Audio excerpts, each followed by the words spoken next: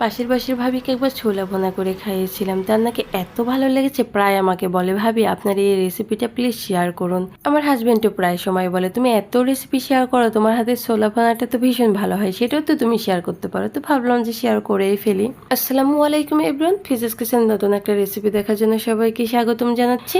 ছোলাটা রান্না করার জন্য প্রথমে হচ্ছে আমি চুলাতে একটা প্যান বসিয়ে বেশ খানিকটা পরিমাণ তেল দিয়ে দিলাম। তেলটা হালকা গরম হয়ে আসলে দুইটা বড় সাইজের পেঁয়াজ কুচি করে কেটে এবং 6-7টা কাঁচামরিচ একটু ভেঙে দিয়ে দিলাম। এবার কয়েক সেকেন্ডের মতো নাড়াচাড়া করে এর মধ্যে আমি একটা তেজপাতা ভেঙে 2 টুকরো করে দিয়ে দিলাম, 3 টেবিল চামচের মতো পেঁয়াজ পেস্ট, 1 টেবিল চামচ রসুনের পেস্ট, 1 টেবিল চামচ আদার পেস্ট এবং জিরা এবং গরম মশলা একসঙ্গে পেস্ট করে 1 টেবিল চামচের মতো দিয়ে দিলাম। এবার হচ্ছে সবগুলো মশলা একসঙ্গে নাড়াচাড়া করে 1 থেকে 1.5 মিনিটের মতো সময় নিয়ে খুব ভালো করে কষিয়ে নেব।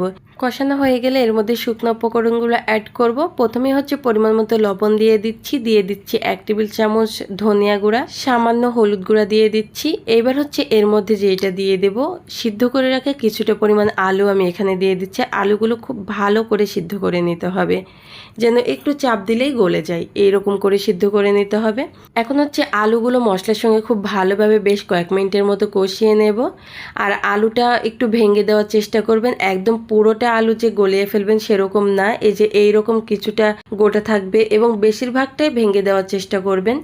আলুটা মশলার সঙ্গে বেশ কয়েক মিনিট কষানোর পর যখন দেখবেন যে আলু এবং মশলার মধ্যে একটা গ্রেভি ভাব চলে আসবে এবং তেলটা ছেড়ে দিবে, ঠিক সেই সময় এর মধ্যে আমি আগে থেকে ছোলাটা সিদ্ধ করে রেখেছিলাম, সেই ছোলাটাই অল্প অল্প করে দিয়ে কষিয়ে নেব। প্রথমে হচ্ছে আমি অল্প একটু দিয়ে দিলাম, দিয়ে মশলা এবং আলুর সঙ্গে খুব ভালোভাবে মিশিয়ে নিলাম। এরপর হচ্ছে বাকি যেটুকু ছিল সেটুকুও দিয়ে খুব ভালোভাবে মিশিয়ে নিয়ে এটাও চুলাতে রেখে 4-5 মিনিট সময় ধরে কষিয়ে নেব। তবে চুলার হিটটা অবশ্যই কমে রেখে কষিয়ে নেওয়ার চেষ্টা করবেন, সেক্ষেত্রে ছোলাটা পারফেক্ট ভাবে কষানো হবে। আর আপনারা যদি চুলার হিটটা বাড়িয়ে দেন সেক্ষেত্রে কিন্তু এর মধ্যে গ্রেভি ভাবটা থাকবে না। এবার হচ্ছে ছোলাটা যখন আমার খুব ভালোভাবে কষানো হয়ে গেছে তখন এর মধ্যে আমি কিছু সবজি ব্যবহার করলাম। এখানে খুবই সামান্য গাজর, ক্যাপসিকাম এবং টমেটোটা আমি ব্যবহার করছি। আমার ছোলা ভুনাটি একটু অন্যরকম আলাদা, একটু স্পেশাল হওয়ার কারণে কিন্তু এইটা আমি যতবারই যাকেই রান্না করে খাইয়েছি কিনা সেই কিন্তু আমার রেসিপিটা জানতে চেয়েছে যে আমি কি মশলা ব্যবহার করছি বা কি কেন এত টেস্টি হয়। আসলে আমরা তো সচরাচর সবসময় একই রকম ছোলা ভুনা করে থাকি, আলু দিয়ে থাকি বা এমনিতেই ছোলা ভুনা করে থাকি।